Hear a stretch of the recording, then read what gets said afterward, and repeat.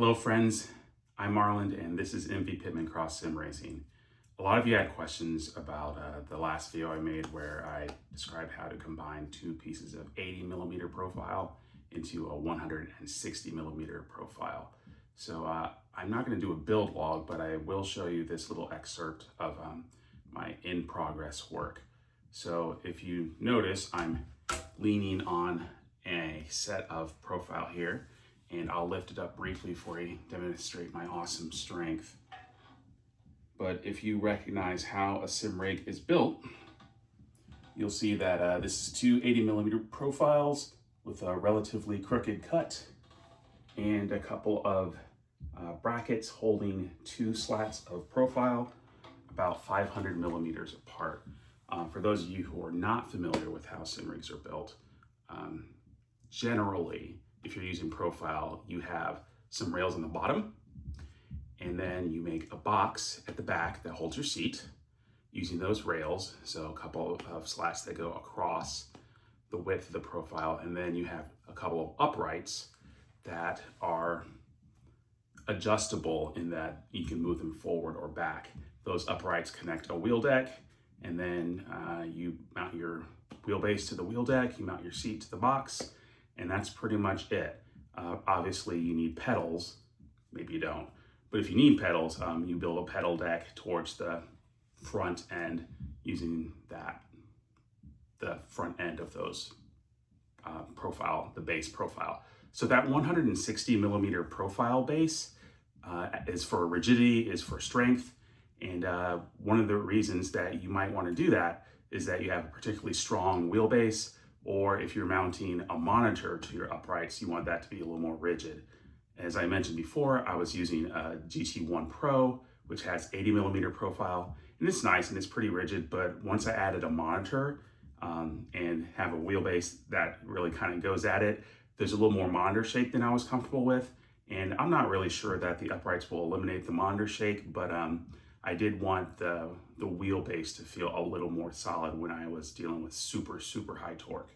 So in addition to this, which is a complete replacement for my base, I also have some uprights, and I'll show you those too, just so you can see.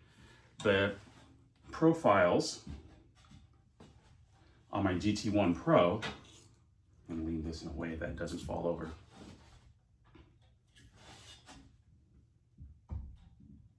Thanks for your patience.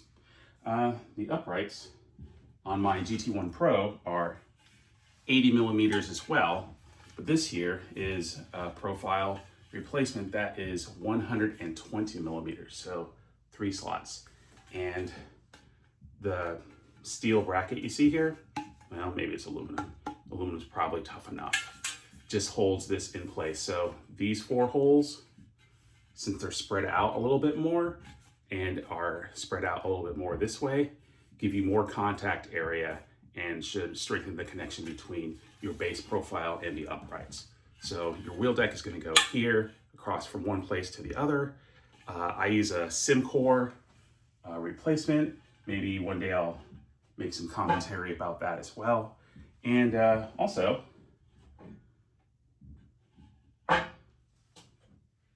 have this. So if you haven't noticed already, my theme will be a little bit of a panda build, but that's not because I actually want black and silver. It's mostly because the spare profile that I had was not black. Maybe someday in the future I'll replace it, but as I'm sure most of you guys know, it takes like a day or longer to build a profile rig if you've got anything else going on in your life. So maybe not that, but this is profile for that side rail where you might mount your handbrake or your shifter. And I looked over at my current build just to make sure I knew what I was talking about. But this also will be a little bit stiffer. I don't think I've really had too many issues with that. But one thing that I have had issues with is the angled upright. So the shifter arm is straight, but the thing is parallel. I'm sorry, it's angled at a 22.5 degree angle. And that's a guess, I don't know. I've made a few adapters to try and correct that. So I'm hoping to get rid of those as well as get my uprights straight up. So having the upright straight up is less about comfort, because obviously when they're straight up and down, you don't have enough leg room to get into the sim rig. If they're angled like this, then you can fit your feet in. If they're like this, then you gotta fit your feet in. Not that big of a deal, but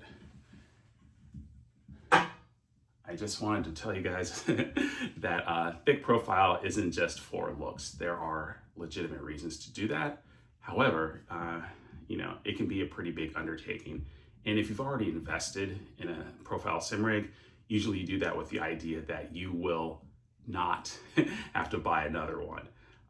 So you spend, I don't know, $400 used on a sim rig, and then you decide, oh, I'm gonna get that P1X Ultimate, which is like a $1,500 investment if you get the monitor mount and stuff like that.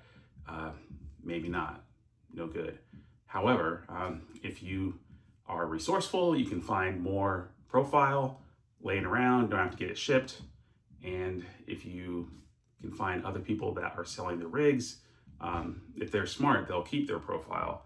But I'm not smart. I will probably sell my GT1 as a whole unit and try and recoup that cash. We'll see. But the point is, there are lots of ways to improve your sim rig, and having profile is really one of the best ways to create both an adaptable and upgradable unit for your sim racing. So that's it for this video. I'm Marlon Pittman. This has been MV Pittman Cross Sim Racing, and I hope you guys have an excellent day. I'll see you in the next one.